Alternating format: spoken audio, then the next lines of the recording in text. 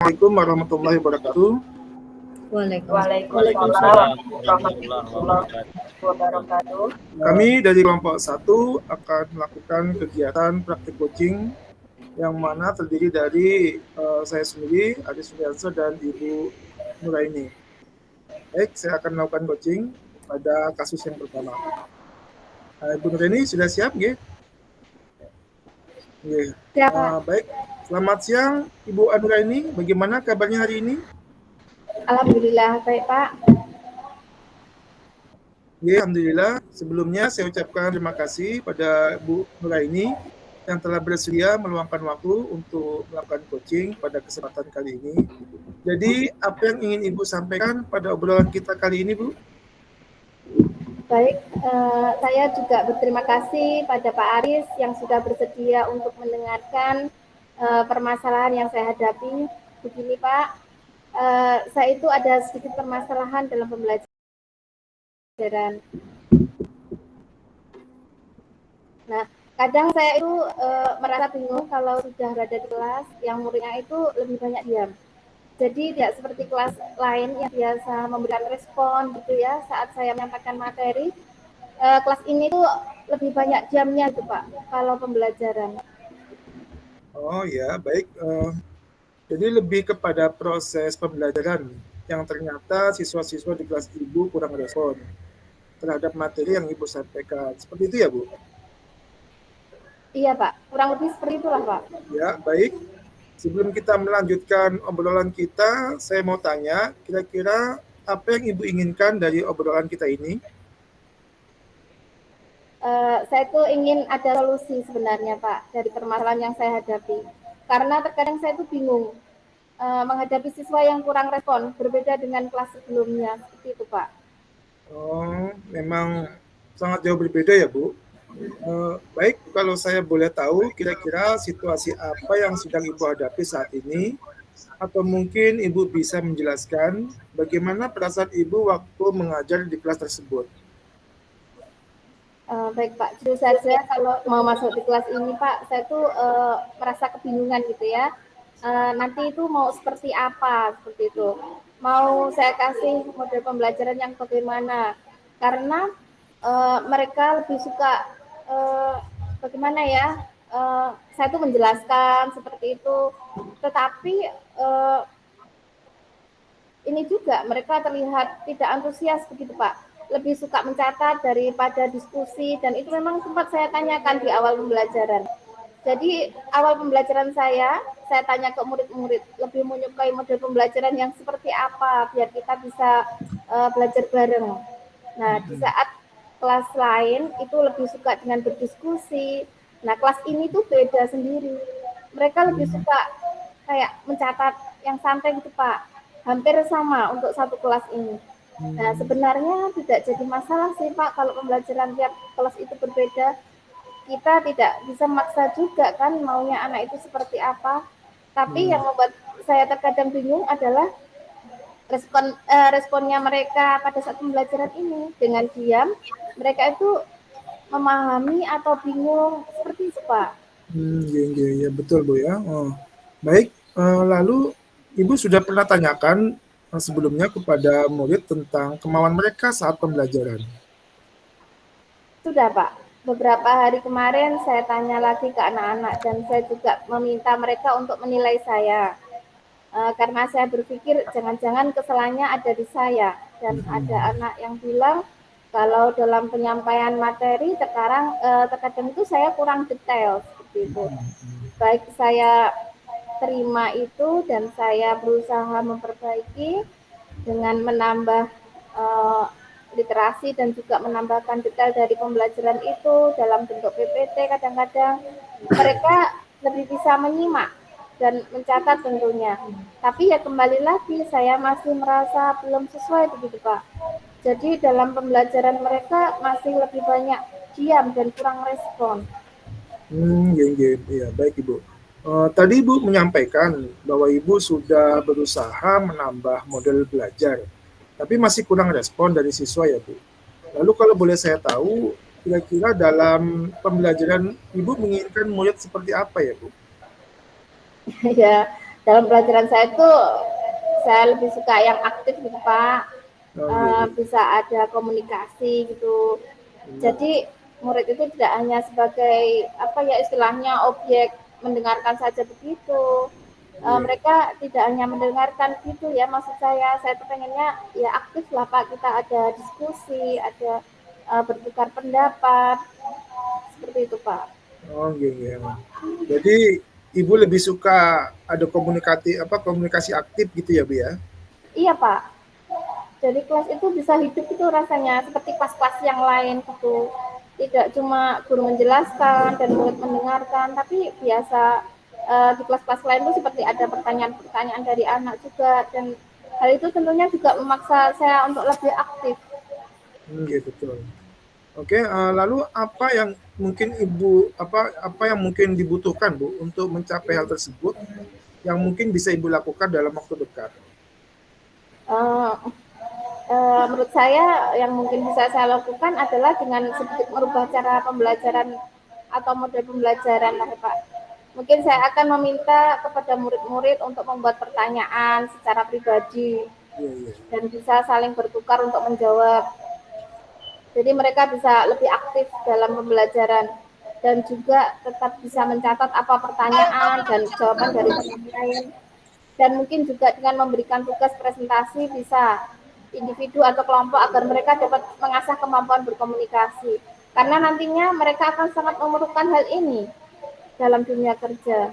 Betul. Karena kalau kegiatan semacam diskusi seperti ini hanya beberapa anak yang berpartisipasi, Pak, dan banyak yang tidak aktif.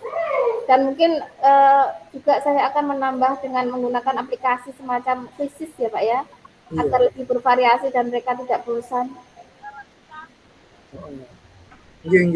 Bagus sekali Bu ya, luar biasa sekali apa yang Ibu sampaikan. Ibu benar-benar sudah merencanakan bagaimana melakukan pembelajaran untuk membuat anak dapat aktif di kelas. Walaupun perlu kegigihan Ibu dalam mengembangkan berbagai macam metode untuk membangkitkan semangat belajar siswa-siswa. Iya Pak. Ya, kira-kira kapan Ibu hal tersebut akan Ibu lakukan? Mungkin mulai minggu depan lah Pak, setelah kegiatan P5 di sekolah saya. Baik Bu, tidak terasa kita sudah berada di akhir obrolan kita nih Bu ya.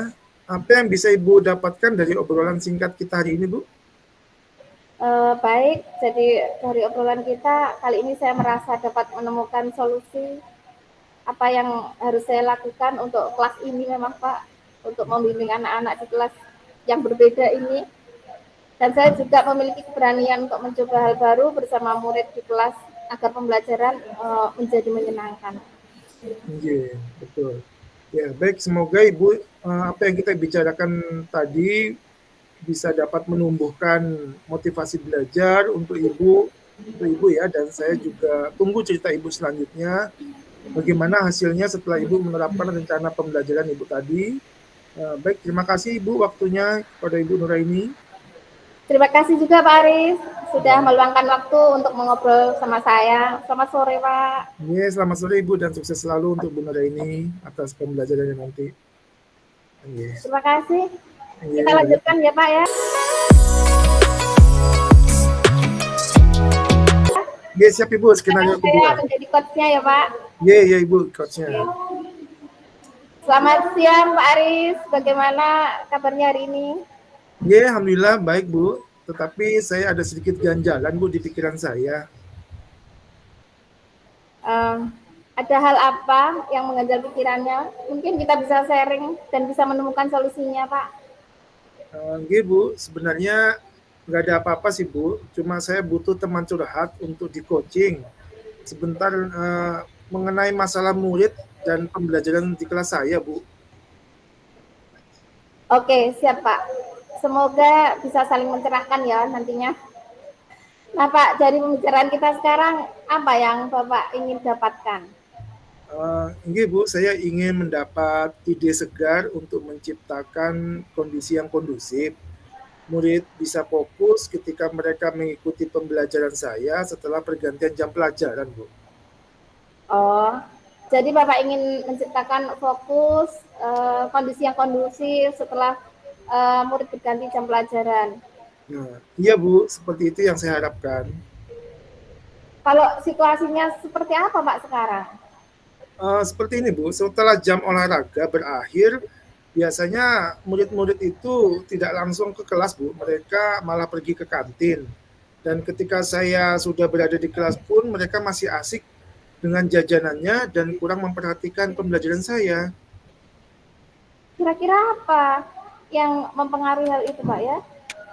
Uh, Mungkin mereka kelelahan gitu setelah berolahraga atau malah terlalu asik di luar sehingga timbul kebosanan saat kembali ke kelas. Oh, terus situasi apa yang Bapak inginkan?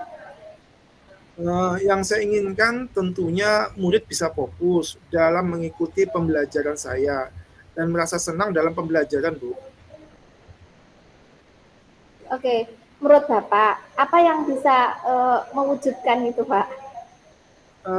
Mungkin saya harus bisa menciptakan pembelajaran yang menyenangkan di kelas, Bu.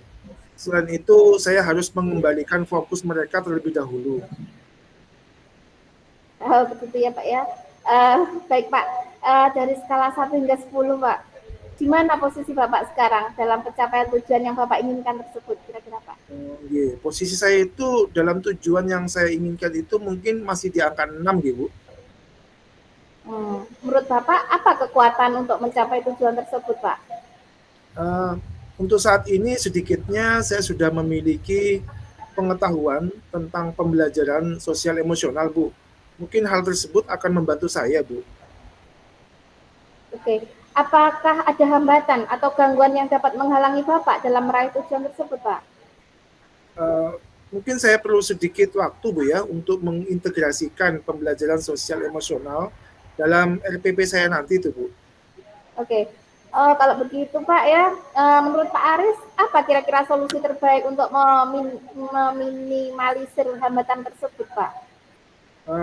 Mungkin saya akan secepatnya membuat RPP tersebut, Bu, dan memilih cara yang tepat dalam pembelajaran nanti.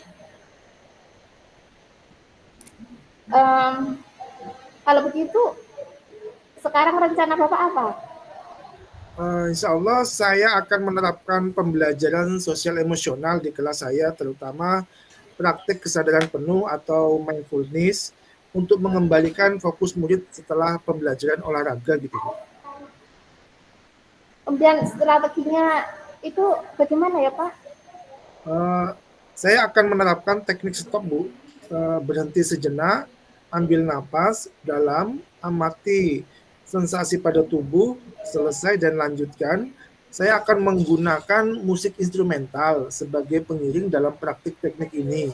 Kemudian saya akan membuat kuis singkat atau ice breaking untuk membuat murid lebih tertarik dan senang belajar gitu, Bu. Kemudian kriteria keberhasilan Bapak tuh berapa ya Pak kriteria keberhasilan nanti rencana Bapak itu? Untuk kriteria keberhasilannya tentu saja murid saya menjadi lebih fokus, belajar, dan senang dalam mengikuti pelajaran saya, Bu. Baik. Jadi apa yang dilakukan Bapak setelah sesi ini dari alternatif tadi, Pak? Saya akan segera mempersiapkan rencana pembelajarannya supaya segera dapat saya terapkan di kelas saya, Bu. Oke, sekarang target untuk melaksanakan rencana aksi tersebut kapan nih Pak ya? Insya Allah target saya 1 minggu lah, Bu. Oke. Sekarang biar kita tahu dalam 1 minggu ini sudah ada progres apa nih Pak kira-kira Pak? Baik Bu, mungkin minggu depan nanti saya akan ceritakan kembali update-nya saya Bu setelah apa yang saya lakukan tadi saya terapkan di dalam kelas. Setuju Pak. Menurut Bapak, siapakah yang perlu diminta dukungan untuk menjaga komitmen Bapak ini, Pak? Saya akan berkolaborasi dengan rekan sejawat saya, Bu, dalam merencanakan pembelajaran tersebut.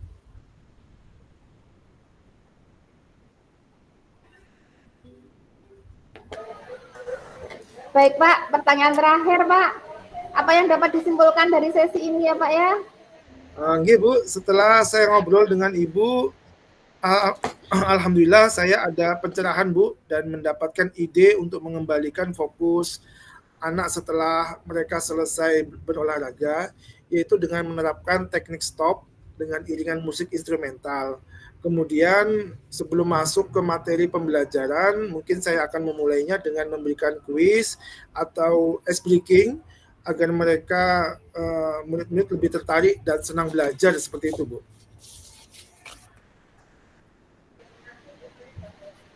Wah, keren sekali. Semoga rencana aksinya bisa berjalan dengan baik. Semoga bermanfaat ya Pak hasil diskusi kita hari ini Pak ya. Iya Bu, iya Bu. Terima kasih sekali Ibu sudah menemani dan mendengarkan keluhan saya hari ini Bu. Sama-sama Pak, tetap semangat Pak, sukses terus Pak. Iya Bu, terima kasih. Demikian dari kelompok 1 tadi Bapak sudah kami selesaikan 2 skenario bergantian dalam praktik coaching. Kami kembalikan kepada host.